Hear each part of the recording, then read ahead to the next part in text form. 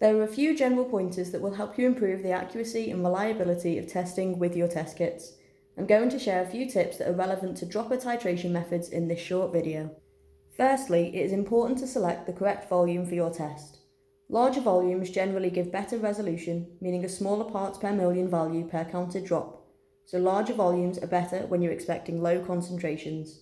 For example, if you're using the total oxidant method for chlorine dioxide and you're controlling to a lower than normal limit, such as 0.25 mg per litre, you might want to choose a sample volume of 100 ml, giving a resolution of 0.025 per drop. From experience, somewhere between 10 and 30 drops is ideal. Any more than this and you might want to consider restarting with a smaller sample volume.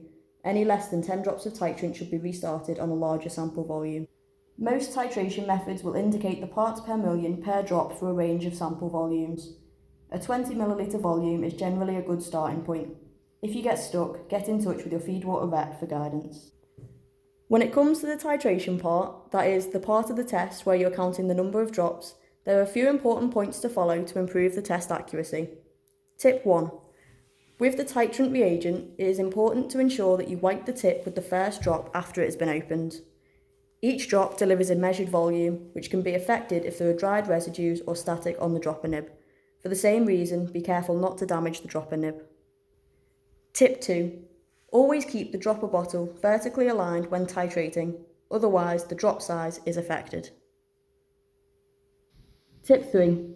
Don't apply too much pressure when squeezing the dropper bottle. Each drop should come out separately under gravity. Squeezing out drops in quick succession will result in smaller drops, lowering the test accuracy.